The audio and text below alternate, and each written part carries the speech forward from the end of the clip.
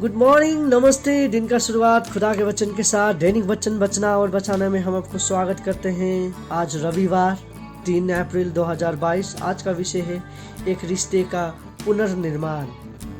हम देखेंगे वचन लिया गया है यिर्मयाह का पुस्तक 30:18 से 20। हम देखेंगे यहोवा कहता है, मैं याकूब का तंबू को बंधुआई से लौटाता हूँ और उसके घरों पर दया करूँगा और नगर अपने ही खंडर पर फिर बसेंगे और राजभवन पहले के अनुसार फिर बना जाएगा। तब उनमें से धन्य कहने और आनंद करने का शब्द सुनाई पड़ेगा।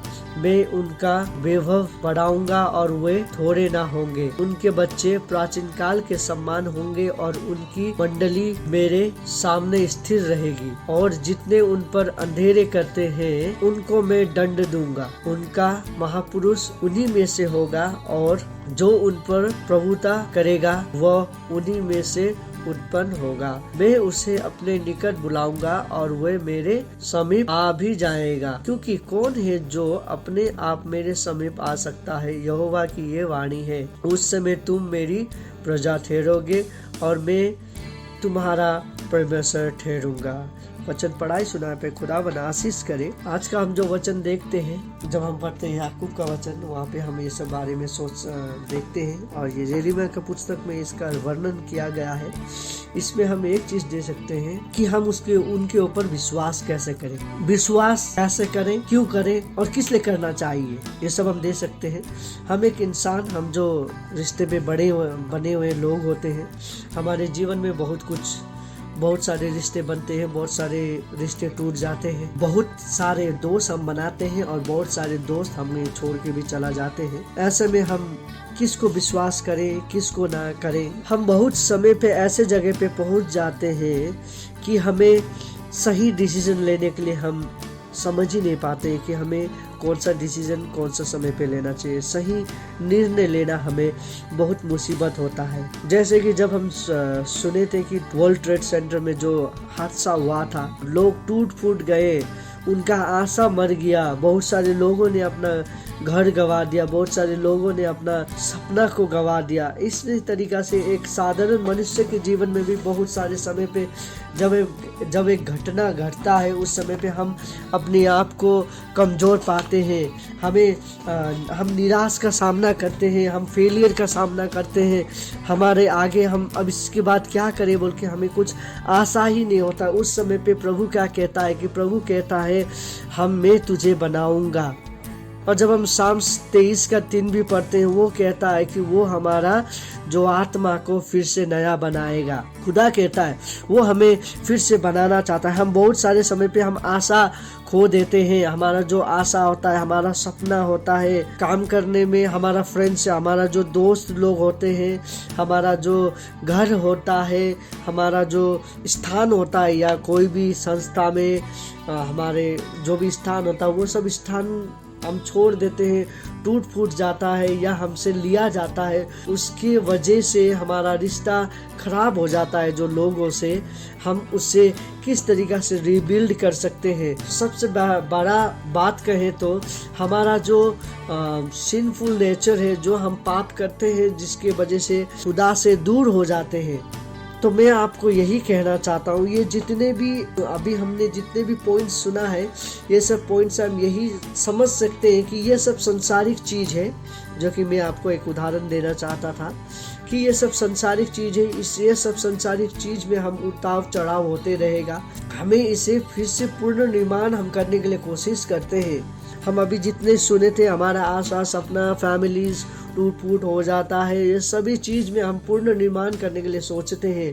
लेकिन सबसे महत्वपूर्ण क्या है बोलने से, जो हम पाप करते हैं, पाप के बाद हम खुदा और हमारा जो रिश्ता है, जो एक बाप बेटा, वो रिश्ता को हम जो तोड़ देते हैं, उसको हम पूर्ण निर्माण के बारे में हम सोचते ही नहीं है, जो कि सबसे महत्वपूर्ण है। मेरा रिश्ता जो खुदा के साथ है, वो रिश्ता जो टूटा हुआ रिश्ता को हम किस तरीका से जोड़े बोल के आज का मंडली का ये एक टॉपिक होना चाहिए, ये एक विषय होना चाहिए, जो कि हम आज के मंडली हम सोचते ही नहीं है।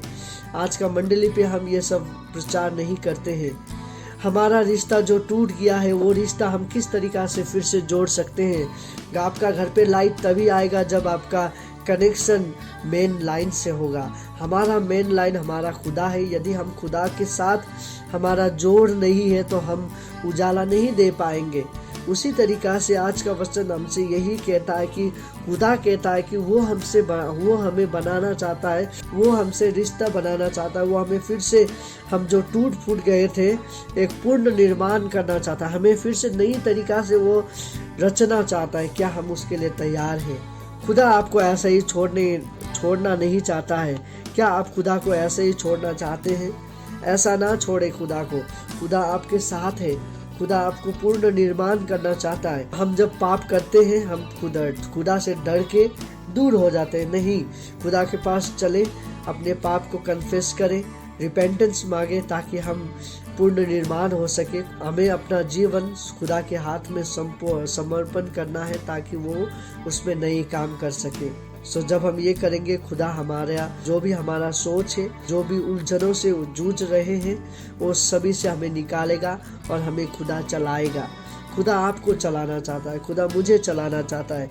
और जितने भी हम मंडली में आज जितने भी लोग, हम जो भी विश्वासी लोग हैं, एक दूसरे के ऊपर जो भी रिलेशन हम तोड़ते हैं, वो रिलेशनशिप किस तरीक़ा से हम बना सके बोल के हमें वो सोचना बहुत ज़रूरी है। और बहुत सारे समय पे हमें हमारा वो रिलेशन, जितने हम बात करते हैं वो रिलेशन उतना ही सुलझते जाता है। और बहुत सारे समय पे इस तरीक़ा का भी रिलेशन होता है कि जितने हम बात करते हैं वो उतना ही बिगड़ता जाता है।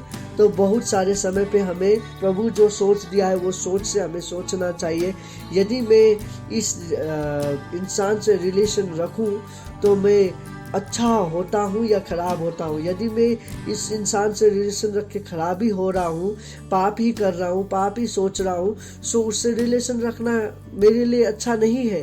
सो हमें एक ज्ञानी की तरह सोचना बहुत जरूरी है।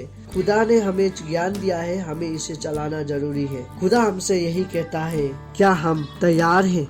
खुदा हमें बनाना चाहता है, वो हमें फिर से पूर्ण निर्माण करना चाहता है। जब एक चित्रकार चित्र बनाना शुरू करता है, उसका एक चीज खराब हो जाता है, वो उसे ऐसा ही छोड़ नहीं देता है, फिर वो नया पेपर लेके उसको नई सीरी से तैयार करता है। सो खुदा भी हमें नया तरीका से तैयार करना चाहता है। क्या आप तैयार होना चाहते हैं? यदि आप तैयार होना चाहते हैं तो खुदावन से दुआ करें कि खुदावन आपको चलाए, आपको परिवार को चलाए। आपका दिन शुभ हो। धन्यवाद।